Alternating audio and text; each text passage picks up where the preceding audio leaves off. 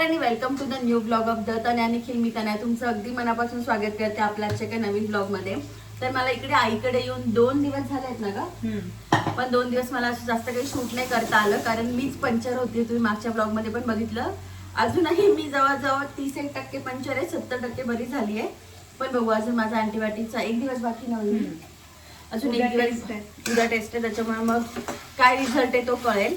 तर आज 14 मे सकाळी सकाळी सगळे गायब झाले होते घरातून. वहिनी मेडिकलवर, दादा ऑफिसला, आई आणि पप्पा माझ्या आईच्या मामाच्या मुलाचं लग्न होतं तिकडे गेले होते. सगळेच गेले, मामा मावशी वगैरे सगळे गेले.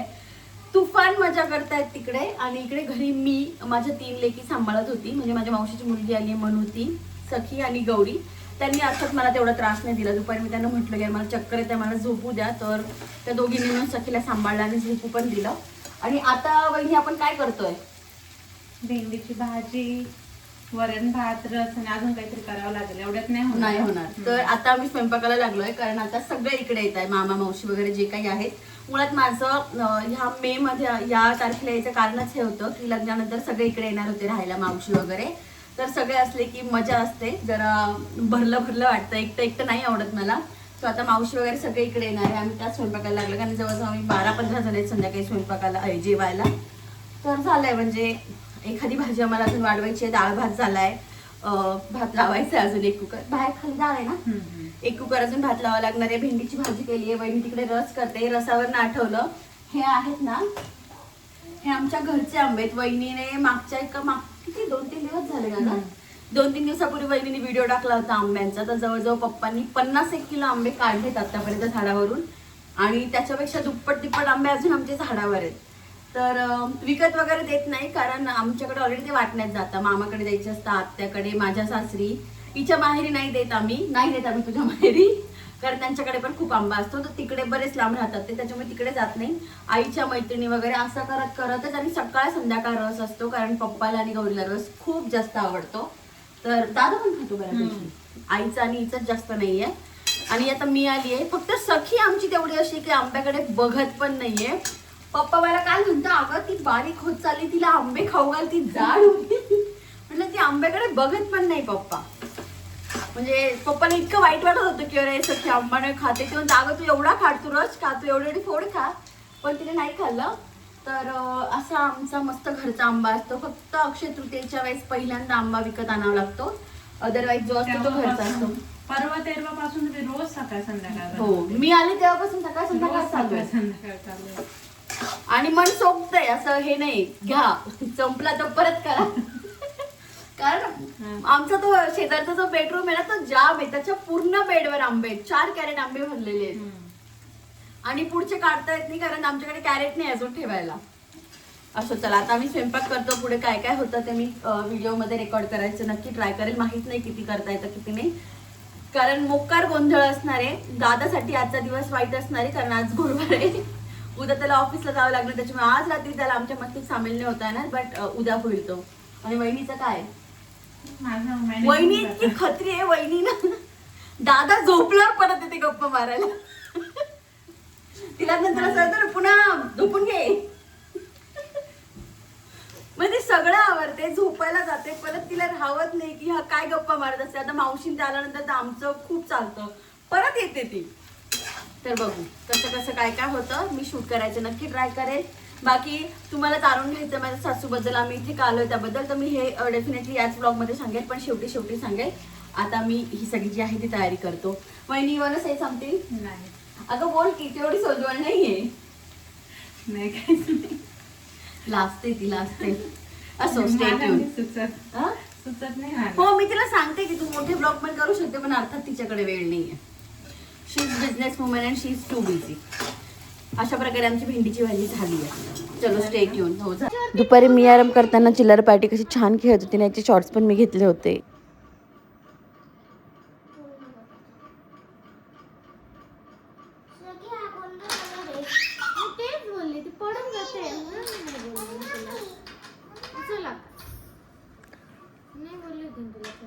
तिचे केस मागे घे म्हणा थोडे डोळ्यावरचे.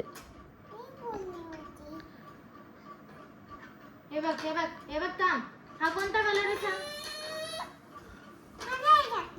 तुझंच सगळं. हा कोणता कलर आहे? Light yellow. कोणता? Light yellow. हा आता आहे बघ शलकल. हे याच्यात ठेवायचं. हो तुझंच आहे ना.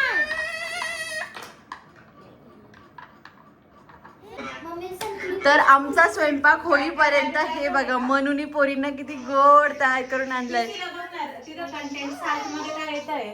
I hate her phone and phone calls. अरे नाही रे राजा. ए बाहेर माणसाने जाऊ नका. घाबरेल. एक मिनिट चालू राहू दे. अरे तिथं सुद्धा खाली दिसत राहते. कट्टू रात्र जवळजवळ 9 वाजलेत. अजून घरच्यांचा पत्ता नाही आहे. आणि माझं असं होतं ना की जोपर्यंत आई घरात नसते तोपर्यंत मला असं होतं की माझे इतके कॉल झाले ना की एका पॉईंटला मला पप्पा म्हणे अगं बाई येतोय आम्ही घरी तुझं काय. पण मला आई घरात नसली का अजिबात करमत नाही. आय थिंक हे प्रत्येकाचं होत असेल. मला काय कोणालाच करमत नाही. आईला म्हणजे दादाला पण करमत नाही, वहिनीला पण करमत नाही, गौरीला पण करमत नाही. आमचं सारखंच होतं कधी येणार आहे आई, कधी येणार आहे आई. आणि ह्यावेळेस मे बी सगळे येत आहे म्हणून थोडी जरा जास्त एक्साइटमेंट आहे. असो तर आम्ही इथे का आलो हे मागच्या 2 ब्लॉगपासून सांगायचं ठरवते. पण होऊन जाते गडबड. ब्लॉग मोठा होऊन जातो मग सांगायचं राहून जातं. तर आमचं इथे यायचं सगळ्यात मेन कारण म्हणजे आमचं जे सिन्नरचं घर आहे त्याचं थोडं रिनोव्हेशन करायचं आहे आम्हाला. कलरिंग वगैरे करायचं आहे. पण त्याच्या आधी एक काम आहे जे खूप मेन आहे. आता मागे जेव्हा पाऊस झाला ना तेव्हा आमच्या लक्षात आलं की आमच्या किचनमध्ये खूप लिकेज होतं आहे. आई तर त्या गोष्टीकडे अजिबात लक्ष देत नाही आहे. बट ते खूप मेजर वाटलं मला जेव्हा मी बघितलं ते लास्ट टाईम पावसाळ्यात जेव्हा मी आली होती तेव्हा. तर ते काम करायचं आहे. आणि ते आई तर त्यांचं चालू होतं की आम्ही करून घेतो. पण आमचं झालं की नाही तुम्ही ह्यावेळेस काहीच करू नका. कारण झालं कसं आमचं जे घर आहे आता सिन्नरचं त्याच्या कलरिंगला हार्डली 5 ते 6 वर्ष झाले आहेत. बट आतला कलर दिसायला लागला आहे. म्हणजे आले बेटा. आई तात्यांचा प्रत्येक माणसावर डायरेक्ट डोळे बंद करून विश्वास असतो की ते त्याला क्वेश्चनच करत नाही. म्हणजे आमचा आता हा जो व्हाईट कलर आहे ना याच्या आत जो आधीचा कलर होता ब्ल्यू हा वरचा पोपडा निघतोय ना तर आतमधला ब्ल्यू कलर एका रूममधला pink colour as it is दिसतोय. मला झालं की यार त्यांनी तो कलर हे पण नाही केला तुमचं ते पण लक्ष नव्हतं का.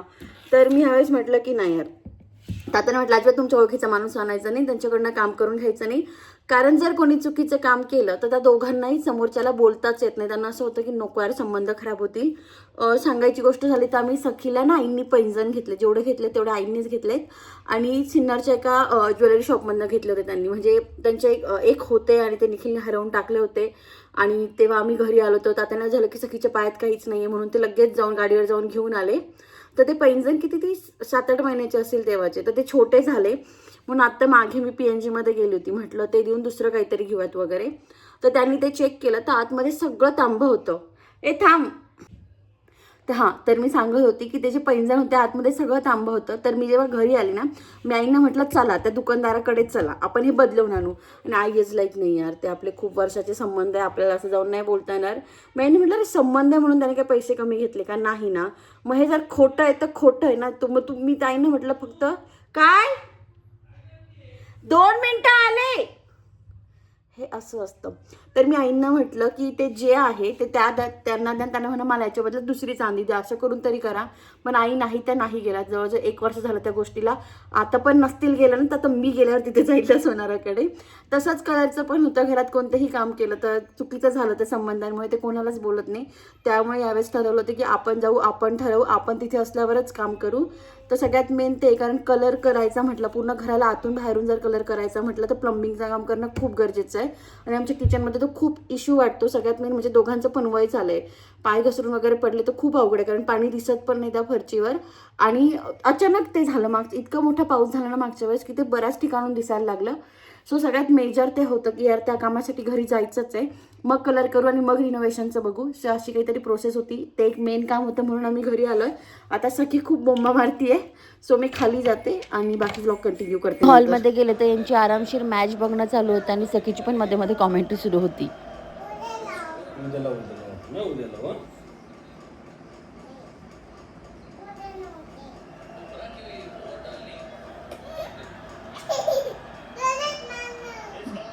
दादा जोरात मारलं 6 गेला 6 ये काही कळत नाही ठम्मा गोळ्याला. जोरात मारलं ते कळलं जोरात ये 6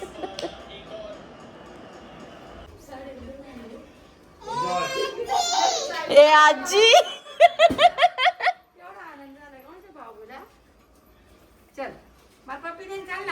नाही ती नुसती वाट बघते किती वेळची तुझी. चल चल दे बघ.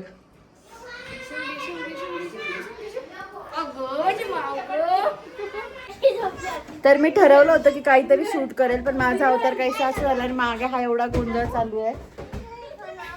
हे बघा गौरी आणि सखी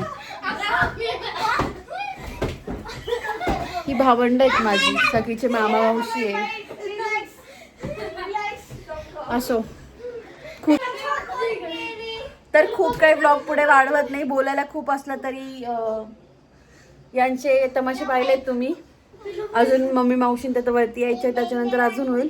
सो ब्लॉग इथेच फिनिश करते. आय होप तुम्हाला आपला ब्लॉग आवडला असेल. आजचा आवडला असेल तर do like share and subscribe. सांगा रे सबस्क्राईब करायला. भेटत अशात एका छानशा ब्लॉग सोबत पुढच्या दिवशी. मला कळतच नाही मी काय बोलतोय गोंधळात. काय कोण म्हणतंय? सखीचं एकच चालू आहे, माझी उशी तुझी उशी, तुझी उशी माझी उशी, माझं पांघरून हे नको घेऊ. असं ब्लॉग इथेच फिनिश करते. आवडला असेल तर do like share and subscribe. अशाच एका सुंदर ब्लॉग सोबत पुढच्या वेळेस भेटत. तोपर्यंत बाय.